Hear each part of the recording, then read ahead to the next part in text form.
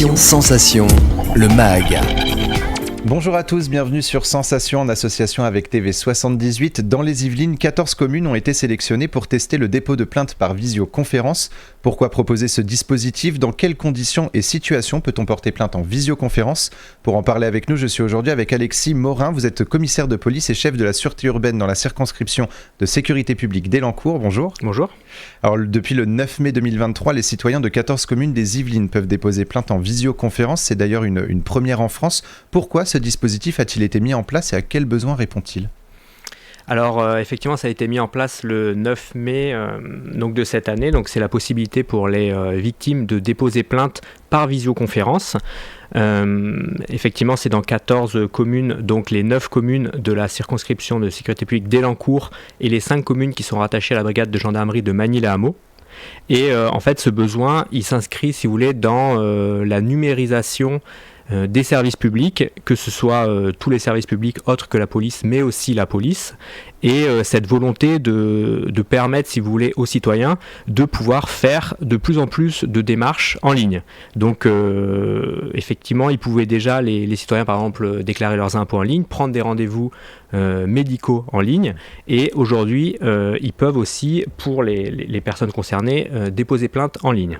Et en visioconférence du coup, parce que alors on a déjà le dépôt de plainte en ligne qui est possible, enfin en tout cas prendre rendez-vous pour se rendre dans un commissariat de police. Là c'est un petit peu différent, donc c'est vraiment le dépôt de plainte en visioconférence. Qu'est-ce que ça apporte ? Alors effectivement, c'est différent de la pré-plainte en ligne. Là c'est vraiment un dispositif complet où la personne en fait va être mise en lien avec un policier pour déposer plainte, donc à travers un système de visioconférence, et recevra ensuite sa plainte par mail, on le verra, où elle devra signer, mais peut-être que je préciserai plus tard les différents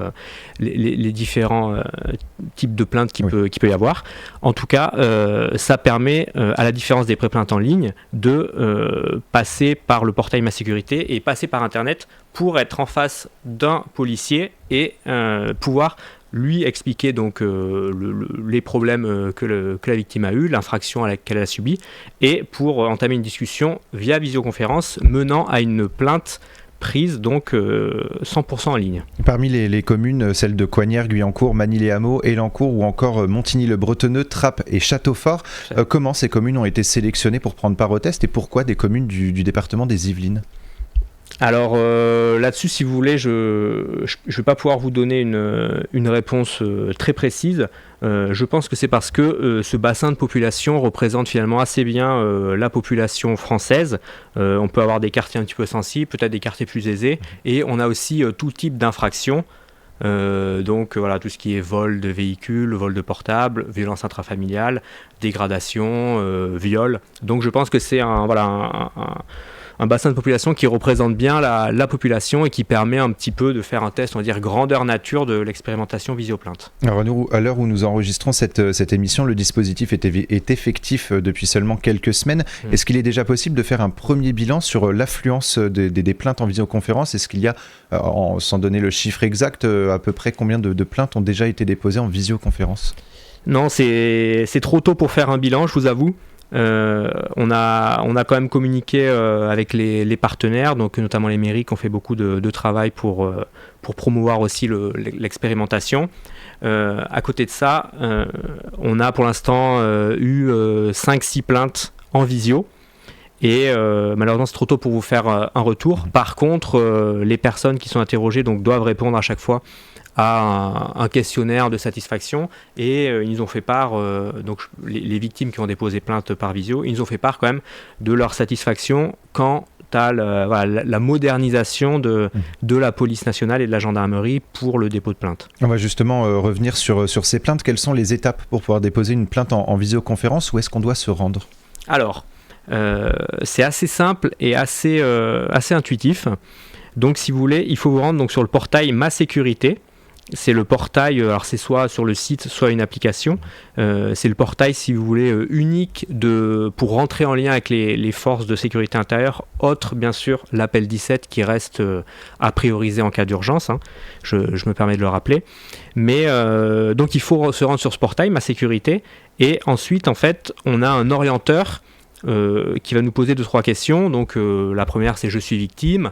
Ensuite, quel type d'infraction? Est-ce que je connais l'auteur?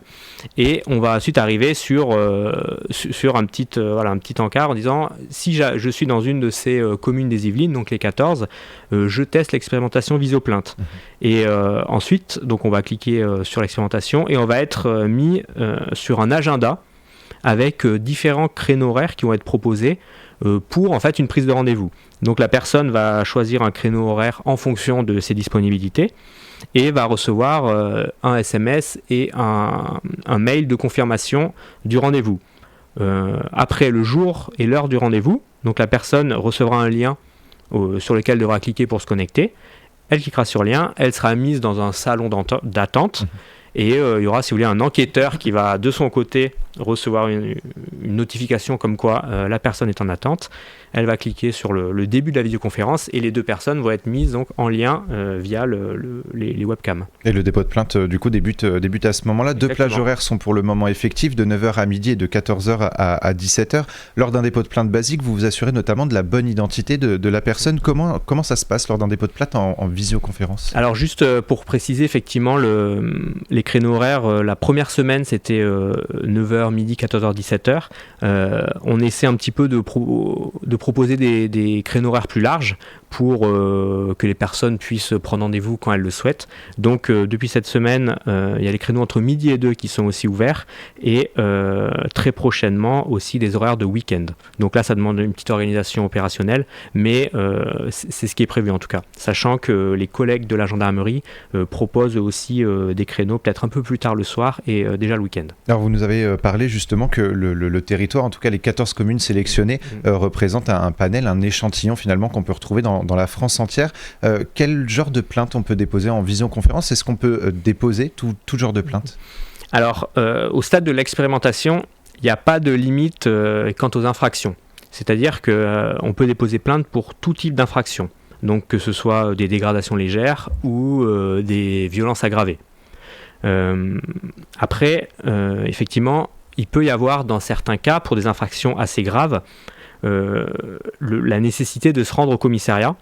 Alors soit parce que ça a mené à une enquête et qu'il y aura des actes plus tard d'enquête qui nécessiteront la présence de la personne, ou soit parce que finalement l'infraction est trop complexe pour être prise en visioconférence. Là, ça dépendra beaucoup de l'enquêteur, du policier qui recueille la plainte, qui peut-être pourra dire là c'est compliqué, ça nécessite beaucoup de détails, beaucoup de temps, je préfère que vous veniez au commissariat, on prend rendez-vous, mais on vous recevra peut-être dans des meilleures conditions pour que vous puissiez expliquer l'infraction que vous avez subie. Toujours avec cette idée qu'en cas d'urgence, il faut de toute façon faire le numéro de la police et ne pas passer justement par cette plage horaire. Exactement. Alors la peur de certains citoyens, c'est peut-être cette angoisse de passer par Internet et donc d'être peut-être exposé ou enregistré pendant un dépôt de plainte. Est-ce que les conditions restent les mêmes? Est-ce que vous assurez la sécurité du plaignant ou de la plaignante? Alors oui, la sécurité du plaignant ou de la plaignante est bien entendu assurée. Au contraire, ça peut permettre aux plaignants de pouvoir s'assurer peut-être de plus de confidentialité.